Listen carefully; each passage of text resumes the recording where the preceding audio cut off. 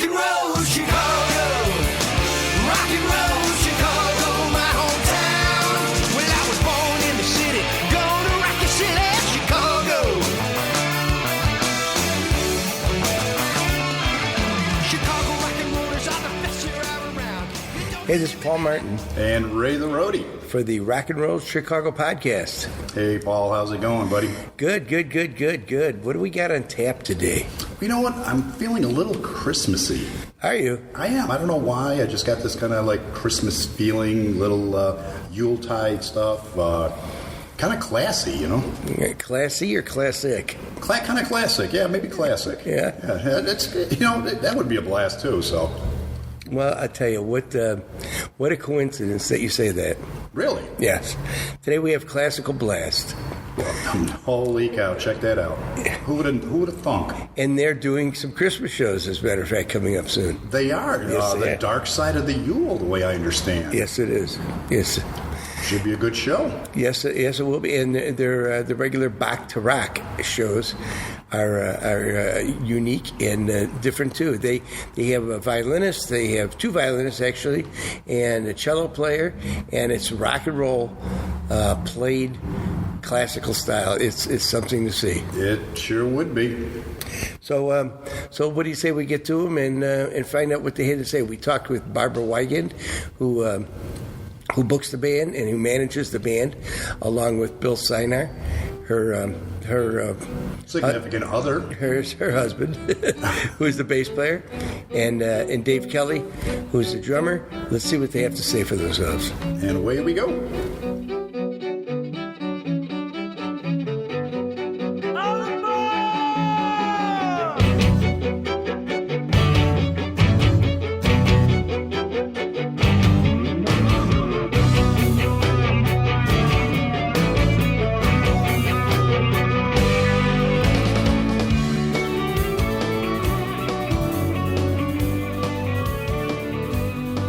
Hey, this is Paul Martin And Ray the Roadie. for the Rock and Roll Chicago podcast. Joining us today are Barb, Bill, and Dave of Classical Blast. How you guys doing? Really good. Tired and crabby. Welcome to the club. So tell us a little bit about the band, Barbara. I know you booked the band and managed the band, and it was your idea to start the band, wasn't it? It kind of was. The band started when I was contacted by another local group that was kind of short-lived. And I got a phone call one day from the band leader, and this happens a lot because I manage some other bands, but bands are often looking for people to help them get gigs. So I got this call one day from this guy I didn't know, and trying to convince me to take them on, and I really was not interested in taking on another band. But he told me their name was the Vampire Orchestra, which I thought was very intriguing, and that they had a cello and violin in this rock band. So I thought, well, that's interesting. So I went there to see them, kind of snuck in the back door thinking, okay, if I hate this, I'll just sneak out the door again and they won't even know. But I actually loved it. I loved the idea, and the cellist and the violinist blew me away. So I started talking to them and agreed to kind of work with them, and kind of quickly discovered that the band leader was not somebody I could work with. But I loved the idea. So I convinced the cellist to come along with me and kind of rework the concept, and that's how it got started and became Classical Blast. I see. That was Pitar, correct? It was Pitar, yes. Very cool. Yes, Pitar is a great. He is a great cellist. He is a great cellist. He lives in California now. So Is he? yeah, he left the band about a year ago. No. And so now, how did things develop from there? Well, so we started out just doing what the other band was doing, classic rock music with classical instruments. They were all just straight up covers, and it worked really well. People were kind of blown away by the fact that they were playing this classic rock music, but with instruments you wouldn't expect, because there was no guitarist in the band. All of the solos, all the rock solos, were done either by cello or violin. So, and oddly, one of the first groups of people that kind of embraced the band were bikers, which was so weird. But they were doing this classic rock music from the 60s and the 70s, and I'm showing the back of my shirt. Iron Horse Social Club. That was one of the biker bars. Have you? See? All right. And so they really started giving the band a lot of support, and that's kind of what it just kept going from there. So we really just started doing classic rock covers, and that's what the original album has. That's what it features, is just the straight up classic rock covers. And that's which album is that? That's the Classified album. Yeah. And this is not. No, I understand. Bill, you were added to the band a little bit later, correct?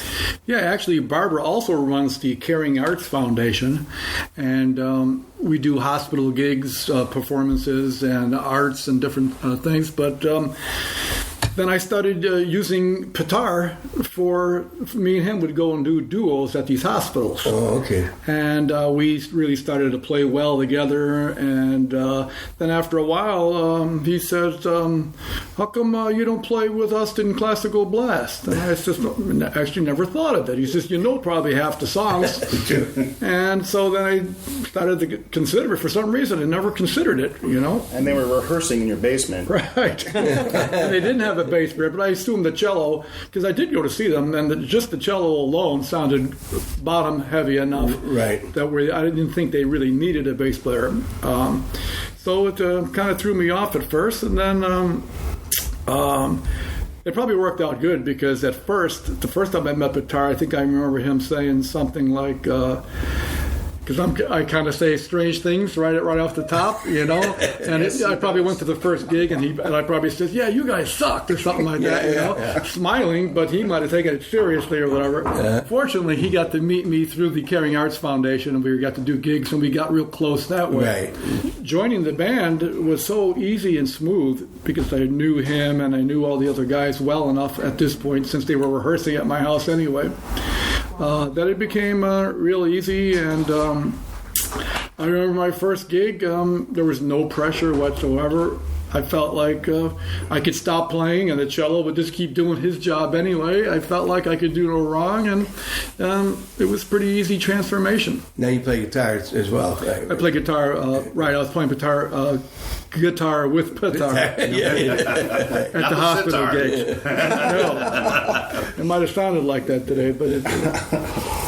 Now, Dave, let's get to you. Okay. You were added to the band as I assume you had another drummer, actually. Yes, for the first album, actually. So Dave came into the band just before the second album. Oh, yeah. I was actually I'm a drummer first, but I was a sound engineer at an Irish pub, the Ballydoyle. Okay. And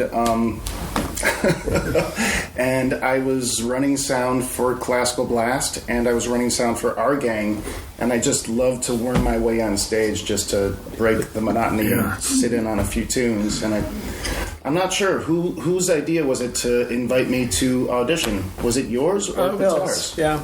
Well, I think it was both, actually. Yeah. Because I had that idea right away, but then he also met you, and he had the same idea. Because he sat in on one song with Our Gang, and I instantly went, "Hey, what?" Yeah. Because you don't expect sound guys to fit in that well, especially with Motown style, you know.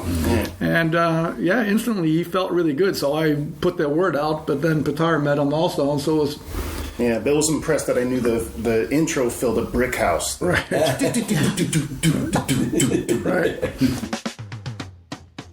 I think that got me this gig. Well, When he came down to audition, we hired him before we even did the first song. Yeah. Just we start jamming before we even get to the first song, you know. Right. And I'm already yelling out, "He's in!" Yeah. That's cool. We didn't even need to go over any Classical Blast tunes to know better. It was a good ego boost. So now, besides doing sound, were you playing with someone or playing? I played random gigs. I'm a jazzer originally, so I was just playing gigs whenever the phone would ring. Yeah, I can kind of tell by the way you play that you're syncopated and At the time, the most steady work I had was doing sound, so I was looking for a nice stable gig that could take the place of that sound engineering. Right. So tell me now, who's in the band now? Well, we have a number of new people in the band. I think one of the hallmarks of the band is that it constantly evolves and progresses. We try to take advantage of every opportunity, good, bad, or otherwise, and make sure that whatever the next iteration is, it's a step up. And I think we've done that both musically and with the band members. And I wouldn't say the band members are it's not that always that they're better, but they approach things in a different way, and it contributes to raising the quality of the band as a whole. And that takes a long time. That took a long time to find our new players, Yeah, it did. So 2 years ago, we changed singers, and Sophie Monroy came into the band. She's the singer and guitarist currently. And then a year ago, Petar, the cellist, and Jimmy, the violinist, left the band at the end of last year. And Petar lives in California now. Right. We're not really sure what Jimmy's doing, but... So we have new string players, and we actually decided to put 3 in the band instead of just replacing them with 2. So we have Scott Daniel, who's a young guy, an incredible violinist. He's a master's student at DePaul. Kelsey Vanderwall is the new cellist, and she has got some serious credentials. She's played with John Legend and J. Cole and some other people. And then Greg Hurt is the additional violinist that we've added to the group. And I met Greg at a Jim Peterick party. Yeah. I just happened to be standing next to him and started talking, and then found out he was a violinist. So I told him about classical blast, but I already said we already had a violinist at that time, right? And then I called him up, I got his number, and called him like a week later because I needed someone to do a hospital gig with me. And he said, okay, and he shows up and he takes this piece of wood violin and makes it sound so good. I was like shocked, like, wow, just taking that bow and he made that wood resonate like, you wouldn't believe. So then I said, maybe he should be in Classical Blast also somehow. Not to mention we have a couple special guests for Christmas. Katie Gillan. Yep. The lovely, talented Katie Gillan. Yes. No, she is lovely. She's very talented, you say? Oh, yeah. Yes. Very talented. And lovely. And lovely? That's who I just did that hospital gig with earlier today, was Katie. Now that's on your dark side. That's your dark side of Yule, correct? Yes. Yeah, she's right. And Phil Balzano also comes in and adds keyboards to the Dark Side of the Yule show. So, do you know who he is, Phil Balzano? Yes. Yeah, we were talking. Oh, okay. You mentioned him earlier. Right. And keyboard player from the band from the early 80s, Tantrum. Right. Now you played in Tantrum. I was going to ask you about that. Mm-hmm. And now, were you an original member of Tantrum? Yeah. Yeah. Now, how long did that band last, if you don't mind me getting off track here a little bit? Well, it lasted till we finished our 3rd album, and the record company went out of business, maybe because of us. Well, I found that in the 80s a lot of record companies were going out of business. Yeah, that was back when they used to actually support a band. Oh, yeah. Yeah. And then they expected to get it's called Ovation Records. Okay. And so we thought we had something, and we might have, in hindsight, if we would have had some better songs mixed in with our own originals. Right. We were writing them all. In hindsight, I was thinking if we could have grabbed some from someplace else, that might have helped us do a little bit better. But no, we were getting a lot of airplay on the Loop and XRT, and so we thought we were going somewhere, but evidently not. There's still some Tantrum fans out there. Oh, yeah. There is, but I saw a post recently about something about Tantrum, and I thought about you because I knew you had played with Tantrum. You know? We had that Haymakers reunion like 5 years ago, whatever that was. Yeah, this was just something a month or two ago. Oh, really? Yeah. I think I saw a concert ticket from Tantrum on Facebook, and I looked at it. Now I see the year and everything, but I think it said $2. Yeah. The ticket. Okay, times have changed.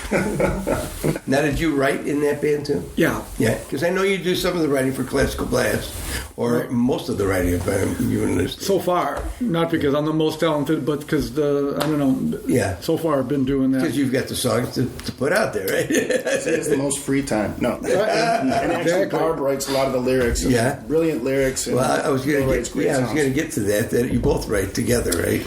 Yeah, that's kind of a new thing. I think that came out of Bill's frustration.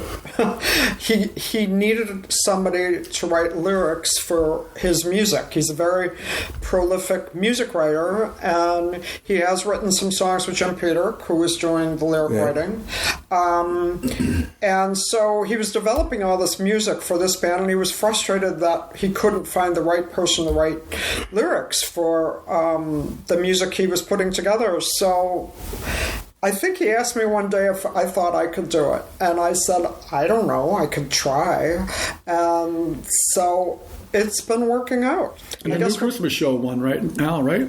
Yeah, we have actually a brand new one that's on the Christmas show that they haven't performed it for anybody yet. So it hasn't been recorded either? No, it hasn't been recorded either.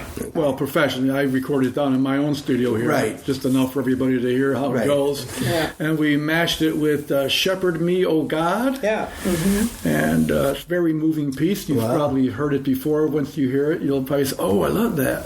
That's very cool. Mm-hmm. Now you do a lot of that mashup with the band? Yeah, endless. Mostly mashups. you know. Right. Yeah. Every song is a challenge. You know?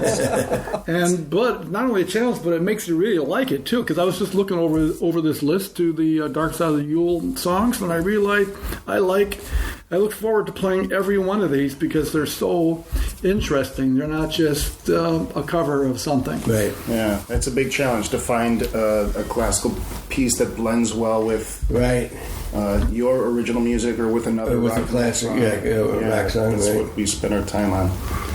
Things come from, I think ideas come from all different crazy places, but because I think inspiration is everywhere. But this new the new song we're performing on the Christmas show, Bill had been working on this piece of music and I had written some lyrics to it, but we hadn't quite figured out how it fit into the show yet. And then we were at a funeral. It was actually Joe Crispino, the original manager for Tantrum. He passed away about a month or two ago. And we were sitting in church at his funeral, and we hear this beautiful piece of music that's often played in church called Shepherd Me, O God. And Bill leans over in the middle of it and says, I love this music. Could we do this with something? And so I just shrugged my shoulders and said, I don't know. And then later, I was thinking about this song we had just written, and I realized, oh my God, those two pieces of music kind of fit together. So that's what we did. We put them together. But there's all kinds of crazy ways ideas come about, and you never know when something's going to work. So Crispino's still managing me, evidently. Yes, apparently. You know? And then we also have the song called Pray For Me, too. That, again, I think we said, hey, this is a cool song. What do I do with it? You know, how do I use this? And then we realized it's perfect for the Christmas show as opposed to the regular show that we have, or for me to try to get some other band to record it. Right. Now, when you guys do your Christmas show, you obviously rehearse for that and just do certain songs for that, and then you do your regular. It's entirely different music from their other show. Right. So their regular show mixes classical and rock music together. The Christmas show mixes Christmas and classic rock music together, and they're entirely different, two different shows. They don't really overlap. Okay. So, so most of the Christmas show, which is Dark Side of the Yule, features music on the Dark Side of the Yule album, and then we've added some other things to it. The cool thing about that album is actually the number of different people who perform on it, which is how we got the idea to use special guests on the show. So what happened is we had recorded that whole album with the original singer from the band, who is David Cav, and he ended up leaving a few months before the album was going to be released. And we felt it was awkward it was all recorded, it was all done. Right. But we thought it would be awkward to release a brand new album with a guy who was no longer in the band. Sure. So we were trying to figure out what to do about that. And I thought, well, maybe we could just bring in some guest vocalists and have them each do a different song. So I started listening to each song and thinking about who do I know or who can I think of that might be right to sing this song. And so I started looking at different kind of iconic local vocalists, and I just started contacting them, and I didn't even know most of them. One of them was Kathy Richardson. Right. Another was Wayne Baker Brooks, who sings Pray For Me. Stockings hang in a row above the embers aglow as the cider is warmed by the hearth, while the fire burning bright takes the chill off the night. It won't melt the ice from my heart since you left me that way. On a cold winter's day, I should find a choir to sing benedictions to give wing, so the saints will never cease to pray for me. And I didn't know any of these people. I just sent them emails and asked. I figured, well, all they can do is say no. Right. And they all surprised me by not saying no. So they thought it was a cool idea, and they listened to the music and they said, sure, I'd love to do this. Chris Connolly sounds great on there. Yeah, Chris Connolly sounds absolutely amazing. He sings Sound of Silence. I had heard Disturbed's version of Sound of Silence and really liked it, but I wanted to not do that had already been done. So I thought, well, who else can sing both really low, like the guy on Disturbed, right, and higher, and still make that sound cool? And I thought, David Bowie. David Bowie does that.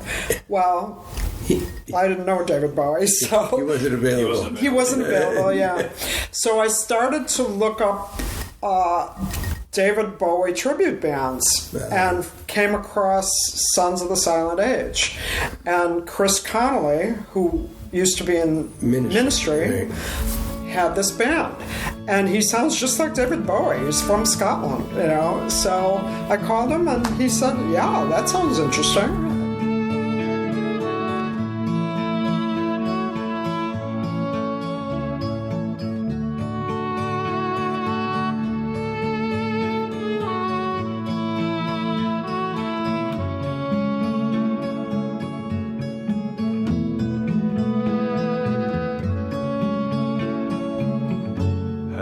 Darkness, my old friend, I've come to talk with you again, because a vision softly creeping left its seats while I was sleeping, and the vision that was planted in my brain still remains within the sound. Is he here in town, or he lives in a park? Oh, really? Yeah. Oh, really? I could be. Right. Yeah. Yeah. And he put his own flavor on it too. He did a great job. Yeah. Yeah. And then we had a gig at Wire for our CD release party, and Chris came in and sang that. They all came. Kathy came, Yeah. Wayne came, they all came. Oh, really? So, yeah. That's very cool. Yeah. When was that? 2 years ago. Which singer was it that sent us the email saying how excited he was after he heard it? Chris. That was Chris? Yeah. Because we were like, Yeah. wow, we got Chris on this. And then for him to say something really good in return was Right. like really cool for us. I think for him it was because we mashed that song with Silent Night, and he didn't hear them put together until I sent him the track, and he was very impressed by that. So we have a great producer, Dr. Kaw. And he's very opinionated in a good way. Right. You know? Right. Well, it's good. He's not afraid to tell you suck. Right? Yeah. So the Doc said the Yule tour is getting underway pretty soon, isn't it? Yes, it is. It is. They're rehearsing very hard because all the new players don't know any of this music. So we're in the midst of rehearsals, and the first show is going to be December 1st at 210 Live in Highwood. In Highwood, right? And then the next show is the following Friday at the Joliet History Museum. And then they have a show in Valparaiso, in Galena, and at the Acorn Theater in Three Oaks, Michigan.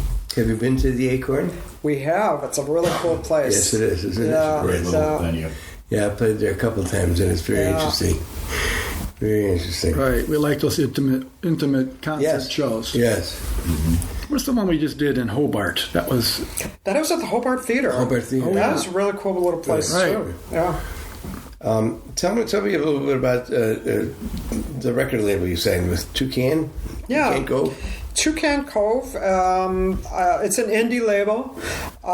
They're based in Seattle, but the president company lives in the Chicago area. I think Barrington. Oh, okay. And he's a friend of Phil Balsano's. Oh, okay. And Phil actually introduced me to the record company president, and we met, and he liked the idea. So it was with the second album, Metamorphosis, that they took us on, and they actually handle all of the online sales. The distribution for any digital material, they handle that for us. Ray, making note of that. Phil Balsano, we need to talk to him. In every aspect. right. Yep. So tell me, Bill, getting back to you, let's about your days as Survivor. Wow. I don't know if I could say that on air in front of my wife. You know. No, it was Protected title. right. It was a very exciting time to play those kind of gigs. Right. You know. Did you tour a lot with them? Or? It was kind of on and off because I think because I was doing a lot of sessions with Jim before Survivor got back together. And then Frank would call me, and I would tell him about what's going on. And I felt like I was kind of the guy that put Jim and Frank back together. Like I was the intermediary guy, huh? right? Yeah. And so when that did get back together, it was kind of fun. And we did some European stuff, and we did a lot of television shows. That was kind of cool in Europe. And Now, what year was this? I have no idea. Like late 80s, maybe early 90s, I think it was too. more early 90s. You know? Yeah. And then when the Too Hot to Sleep album came out, because we put a lot of effort into that. And, grunge came out at that time, I think. And we were expecting kind of like the old days when you got a new record out, especially Survivor, you got a lot of airplay. Right. I think I remember hearing that one of the tunes a couple of times on the radio, and that was it. And I was kind of shocked that we put in all this effort and months of rehearsing, and then go into New York and record at this Right Track recording studio, and this great producer and all these things, and then it kind of came and went really fast. Now, were Jim and Frankie both in the band at that Yeah. time? Okay. Yeah. And I got to play with the drummer from Brian Adams' band. I can't Mickey Curry. That was his right. name. Okay.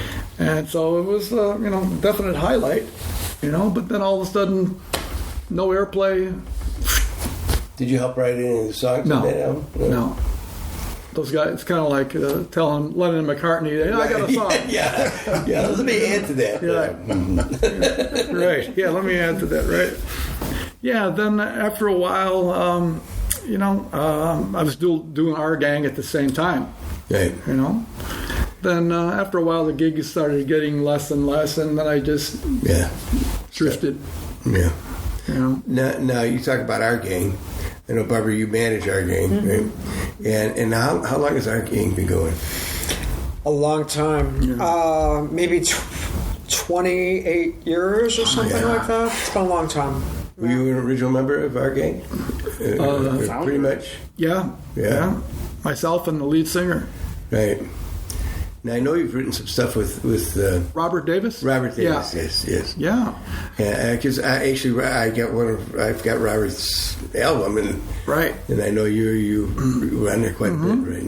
Yeah, and for a while there, we were starting to perform those live, and then after a while, we started having to use subs, and then subs aren't going to know your original material, Correct. so we would stop doing it for them, and then we kept thinking, and then after a while, we just forgot to do it, and Yeah. next thing, I even forget my own songs if I don't play them, So after a while, we're not even doing them anymore.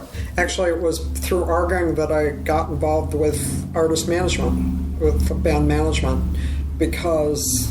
Which is Arts Warrior. Right? Yes. Which is your company, correct? Yes. Yeah. And Bill was already, I wasn't involved with the music business other than early on the graphic side. When I used to work for the Illinois Entertainer, I used to do a lot of graphics for them and then for a lot of local bands back at that time in the very early days of the Entertainer. But then I got a job at the Tribune, and it was a pretty all-consuming job. I ended up to be the creative director in the marketing department, and I was really busy with my career. All during the time Bill was playing with all those other bands, with Our Gang and Survivor and all those. I wasn't really involved with the music business at all. And he had a different manager for Our Gang, and that guy, I think they fired him, and they felt like they really needed somebody to help them market the band, and marketing is my thing. And so he asked me, do you think you could manage a band? He said, you manage artists at the Tribune. And I said, well, it's probably not too much different, and I don't think I could do any worse than that last guy. So I'll give it a shot. And that's how I started doing that. And after I started managing Our Gang, I was always getting musicians call me, or other bands call me and ask, oh, could you manage us too? And I was still working at the Tribune. That was just like a side thing I was doing then. And so I kept turning them away. I'm like, no, I can't. I have a real job, and it keeps me really busy. But then after I lost my job at the Tribune with pretty much everybody else around 2002, I thought, well, maybe I should stop turning them away. Maybe I should turn this into a business. And so that's what I did. Yeah, and we're very lucky to have Barb. She holds us together for sure. Thank you, Barb. Oh, you're welcome. Now you manage the two bands, Classical Blast and Our Gang. Yes. Anyone else? Yes, a classic rock band called 1976. Oh, right. They do classic rock from the 70s. Right. Guitarra Azul, which is an amazing flamenco. They're actually the only all-original band that I work with. They play only original music, and it's fabulous. and then Phil Balsano's band, Swing Forward. There's that name again. Yeah, There it is. You should talk to him. We've actually been friends since Bill and Phil were in Tantrum together. They were all at our wedding, and we've been friends ever since. And Phil, in fact, is the president now of the Caring Arts Foundation. So, yeah, it Comes just full circle. yeah, it all comes full circle. Tell me about Caring Arts. Caring Arts. Caring Arts is been around since 2000. My family had a lot of experience, unfortunately, with cancer. My mother died of breast cancer. My brother had cancer, and my youngest nephew had cancer. All completely different types of cancers, and those things all happened in pretty quick succession. So at some point, I think my family felt like maybe the universe was trying to tell us something, and so. My brother had been doing some fundraising kind of in memory of my mother, and then he got cancer himself and couldn't continue to do that. So the rest of us jumped in to sort of help him with that. And then my nephew was diagnosed with cancer, and so we decided we wanted to do something more, and we wanted to formalize it. So it started out under a different name. It was called the Strike at Cancer Foundation originally, because we were doing bowling tournaments just to raise money. We weren't actually doing any programming. We were giving all the money to other organizations. But we decided we wanted to get a little more control over things and formalize. And we knew we were never going to cure cancer. We didn't raise enough money to do that. But as a family of artists and musicians, we knew that those activities made a difference for people. And it's so simple. It's like taking a pill, but it doesn't cost anything. And it's something everybody carries inside.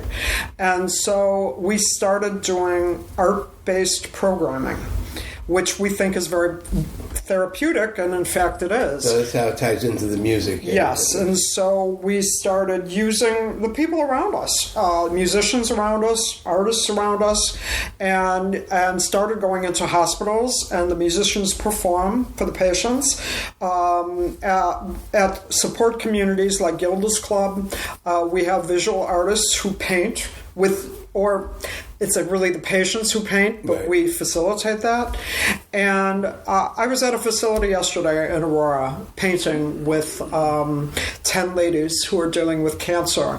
And for those 2 hours, nothing else exists. They forget about their pain, they forget about their cancer, they forget about all the crazy things they're doing, and we're living in that moment, creating something. That's very cool. It's so powerful. It's amazing.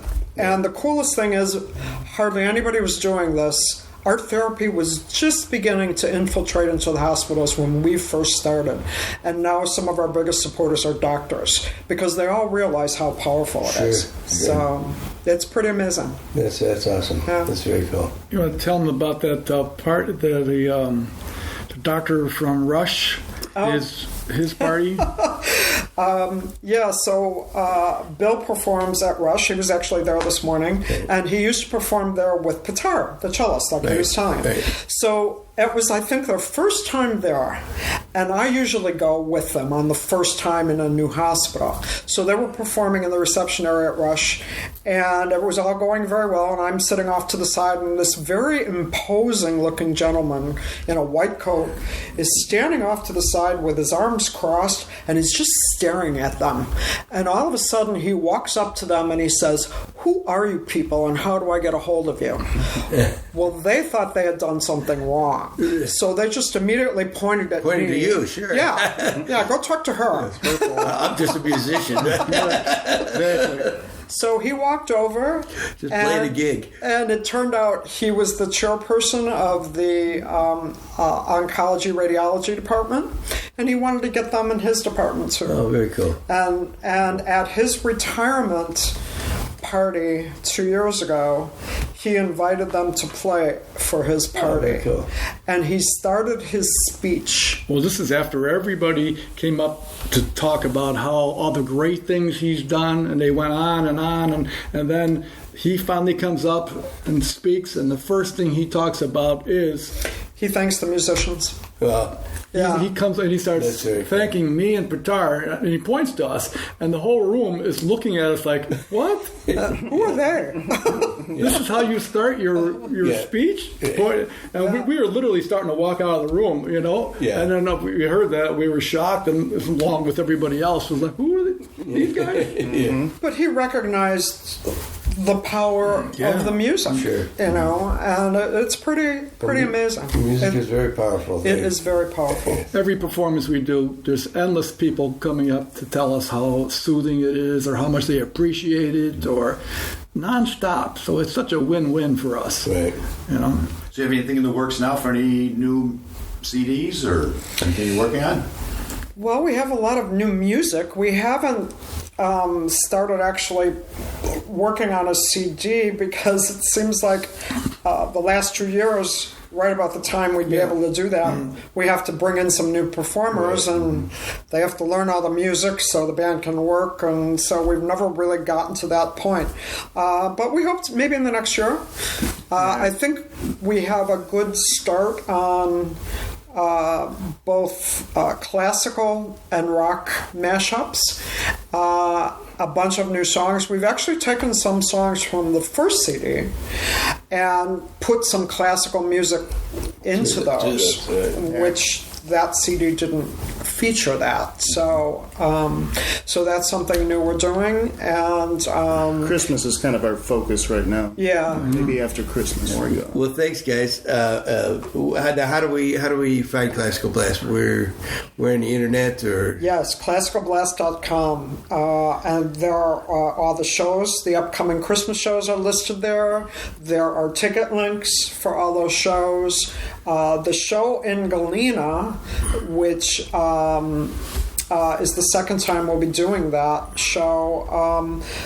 We're self-producing that one, so there was a button to buy tickets for that show. But there's links to all the theaters, and there's videos and bios, and everything you need is at classicalblast.com. and Sure, on Facebook too. And, Yes, we're on Facebook. and your foundation, is there a link to that somewhere? The what? To your foundation for the... It's the Caring Arts. It's caringarts.com. Okay. Yeah. So, People interested in that can look there. yes, thank you. So come to hear us do a couple of mashups like Carol of the Bells mixed with Game of Thrones theme. Nice. We mix Dance of the Sugar Plum Staying fairies current with the Game of Thrones thing, yeah. right. Yeah. It's so cool when that Yeah. kicks in.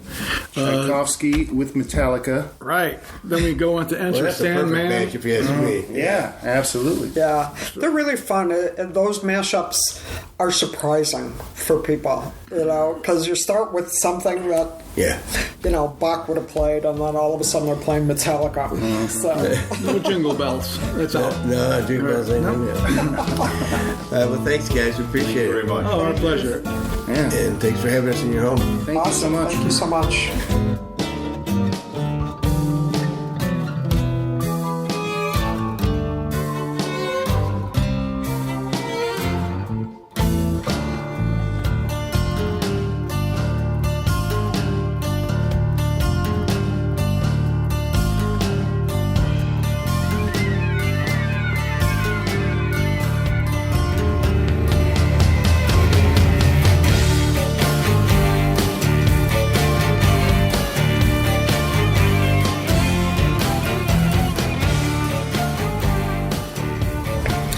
All right, Classical Blast is an interesting group, aren't they? Yes, they are. Christmas is around the corner. Is Santa here? Santa's coming. I hear him. It's going to be a dark Yule for him. The dark side of the Yule. That's right, the dark side of the Yule. They've got shows coming up, quite a few Christmas shows coming up. One of them right around the corner from where we are at the Joliet Historical Museum. That's right, the Joliet Historical Museum, right around the corner from the Illinois Rock and Roll Museum on Route 66. Right. Where we also have a studio for our podcast. Where we're at right now is We're there right now, and we're also on roadtorockradio.net every Monday at 6 o'clock, featuring one of our podcasts. So go to classicalblast.com, and you'll find out. Take your loved one to one of their Christmas shows. It's quite interesting.